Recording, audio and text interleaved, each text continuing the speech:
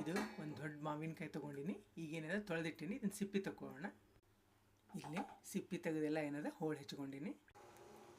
ಕುದಿಲಿಕ್ಕತ್ತವ ನೀರು. ಈ ನೀರಿಗೆ ಏನದ ಮಾವಿನಕಾಯಿ ಹೋಳು ಹಾಕೋಣ. ಮೇಲೆ ಮುಚ್ಚಿ 5 ನಿಮಿಷ ಬೇಯಿಸಿ. ಇದು ನೋಡ್ರಿ 5 ನಿಮಿಷ ಕುದ್ದದ. ಈಗ ನಾನು ಗ್ಯಾಸ್ ಆಫ್ ಮಾಡ್ಲಿಕ್ಕತ್ತೀನಿ. ಇವನೇನದ ಒಂದು ಬುಟ್ಟಿಗೆ ತಕ್ಕೋಣ. ಇಲ್ಲಿ ಮಿಕ್ಸರ್ ಜಾರಿಗೆ ಉಪ್ಪು ಹಾಕೊಳಿಕತ್ತೀನಿ. ಜೀರಿಗೆ ಹಾಕೋಣ, ಬೆಲ್ಲ ಹಾಕೋಣ, ಖಾರ ಪುಡಿ ಹಾಕೋಣ, ಕರಿಬೇವು, ಇದು ಬೆಳ್ಳುಳ್ಳಿ. ಮೊದಲಿಗೆ ಏನದ ಇದನ್ನು ರುಬ್ಕೋಣ. ಇದೇನದ ಮಾವಿನಕಾಯಿ ತಣ್ಣಗಾಗ್ಯದ. ಈ ಜಾರಿಗೆ ಹಾಕ್ಕೊಂಡು ರುಬ್ಕೋಣ. ಎಲ್ಲ ಹಾಕ್ಕೊಂಡಿನಿ. ಈಗ ರುಬ್ಕೊಂಡು ಇಲ್ಲೇ ಚಟ್ನಿ ರೆಡಿ ಆಯ್ತು. ಇಲ್ಲೇ ಒಗ್ಗರಣೆಗೆ ಸಾಸಿವೆ ಹಾಕೋಣ, ಅರಿಶಿನ ಪುಡಿ ಹಾಕೋಣ, ಕರಿಬೇವು ಹಾಕೋಣ. ಈಗ ಚಟ್ನಿ ಹಾಕೋಣ. 5 ನಿಮಿಷ ಎಣ್ಣೆ ಒಳಗೆ ಕುದಿಸೋಣ.